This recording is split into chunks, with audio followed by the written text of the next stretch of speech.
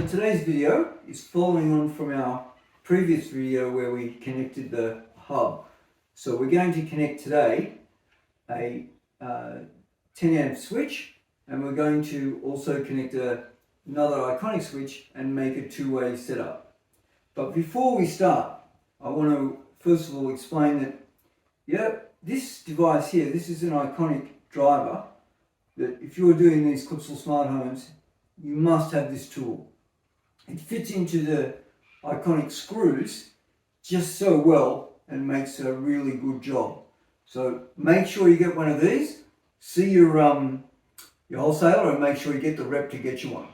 So having received this, what else will you need? Well, you'll need your pliers and your screwdrivers, etc. And of course, you'll need your multimeter to do your testing to make sure that you're not going to do any live work. We don't want to do that. Hell no. So, once we have those things, we're going to actually connect a switch. Now, this is a typical switch that you would have been used to using.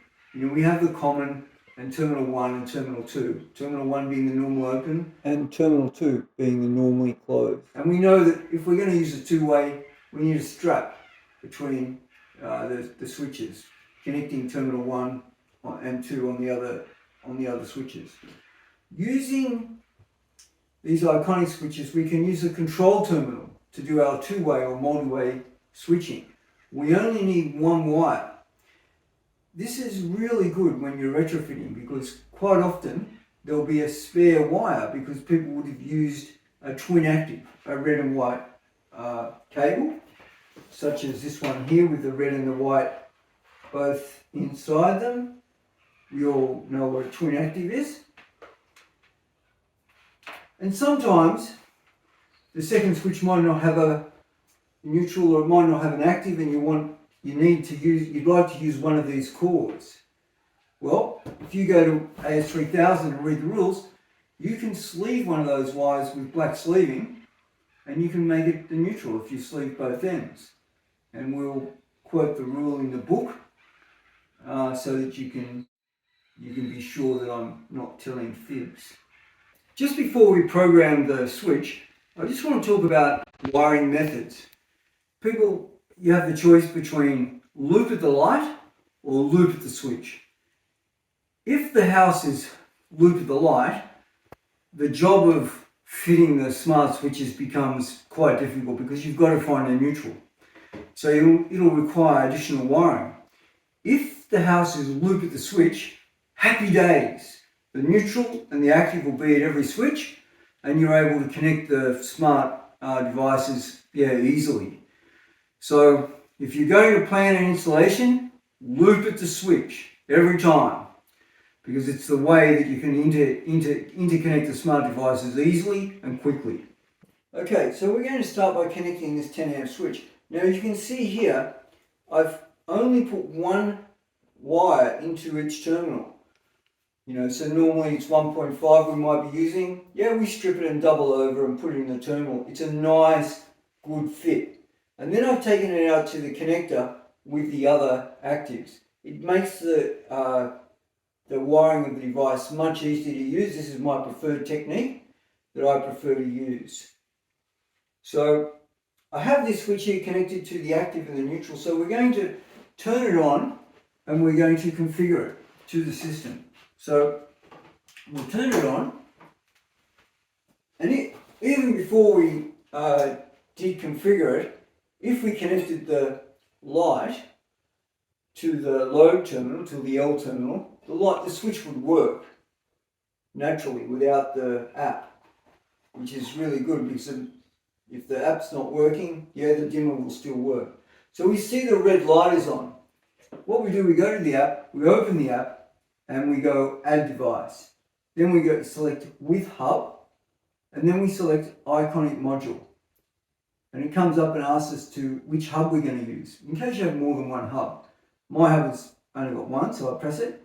And then it's asking, do I add the device with the install code, which is the QR code on the device, or do I add the device without the install code? My preferred method, I like to just go bang, no install code, just add. Now it asks, is the red light flashing? So to get the red light to flash, we press this 3 times. 1, 2, 3. The red light should be flashing. There it is. And we press confirm, letters blinking orange, and start configuration. It comes up with a clock, set it I think about 4:13, and it's starting to configure. On the hub itself, you can see the second light is blinking. Action is happening. Things are in progress. So we know it's it's talking to the hub. Right about now, the green light is on, it's changed, and on my phone, after just a few seconds, it's there, it's installed. It's asking me now, it's saying it's added successfully, and I have the opportunity here to name it. I'm going to do that. I'm going to press the pencil. I press the pencil, it says device name. I'm going to call it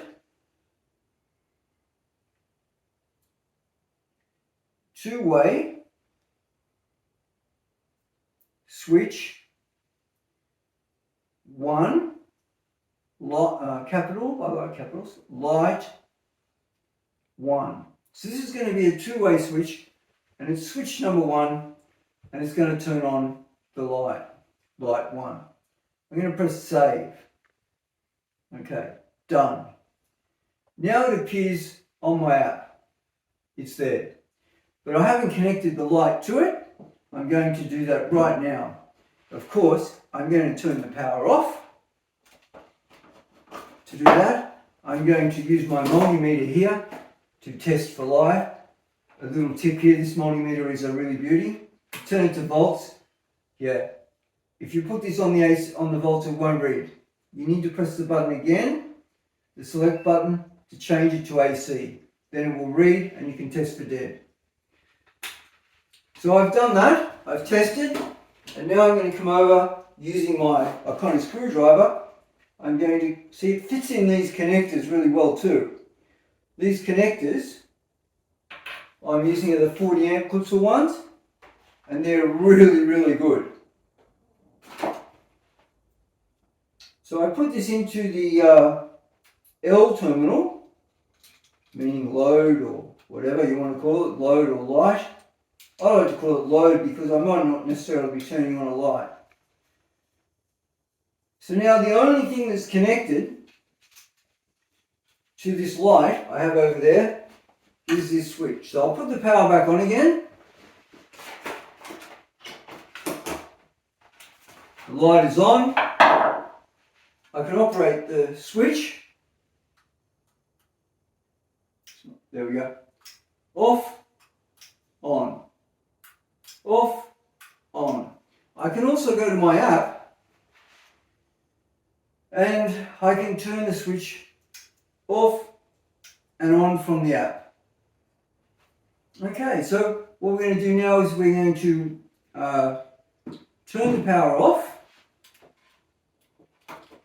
and we're going to connect a two-way switch. We're going to use this second switch and connect it. Already I've connected this switch to the power, active and neutral, and I have the control wire, a single wire, connected to the control terminal, the CTL terminal. That same wire comes over here to the original switch. Here it is. I'll take the connector off and I'll put it in the CTL terminal, which is right next to the neutral. These screws on these Iconic switches, you've got to be careful you don't undo them out of the thread completely. Yeah, that's a bit of a trap. This screwdriver gets an enormous purchase on the screw. It makes a really good fit. Now, I'm going to turn the power back on, and I should be able to turn the light on and off from here, and on and off from over there. On, off, on, off, on. And that's how you connect the switches up. It's it's fairly easy. When you choose a name on your app for the switch, choose a name that makes sense to you. So you're able to find it easily on the app and put it in the appropriate room. So it makes it easier, because ultimately we're going to Google Home and you want the things to be sorted and identified easy. With two-way switching, you only need one smart switch. You don't need two smart switches. They'll just get confused. You only need one. It'll be the boss. This one over here will just work, and you can have more than one. You just keep connecting more switches and having the control terminal. Now, you can also turn the light off and on through the software. You know, you can have a switch that just has active and neutral connected to it.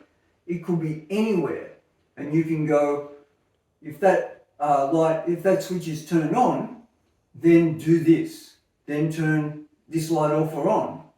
So you can do all these things without the connections, but if you're using the software to do the switching, it's not redundant from the internet. Once the internet is disconnected, that feature won't work. Places where you may want to do that, maybe you've got maybe a two-story building with one circuit of lights on the ground floor, another circuit of lights on the top floor, and they're on two RCDBOs. And when you put power on the two switches, now there's this conflict of them being on two RCBOs, and they will trip the breakers. So you might want to just use a software switch for one of them. Okay, so now that we've got the switch wired, we need to get the plate on and the cover. So what we're going to do is we're going to turn the power off, and we're going to get the plate, this Iconic plate. Yeah, I like to have the writing the right way up. And we notice that this 10 amp switch is quite big. We're only going to get 3 on a standard plate. So just bear that in mind. You can put it sideways or you can put it this way. On this one here, I'm going to place it into there, and I'm going to click the thing. It's in position. Now it's really, really essential that it be clicked in and be home, because otherwise when you put the cover plate on, it won't connect properly. Now, in the box of the switch, inside this box,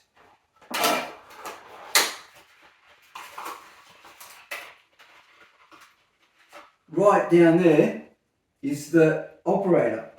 Grab the operator, and you'll have to place it into your Iconic switch plate. So you turn the plate over, placing it in carefully, pressing the 4 pins into position. Before you install the switch, make sure that it pushes freely. Okay, so it's operating. Now, simply get these screws will be in home. These will fold over, click in position, making sure there's no bulges, that you've got them clicked home. Okay, that's it. Then this goes on, and the job's complete.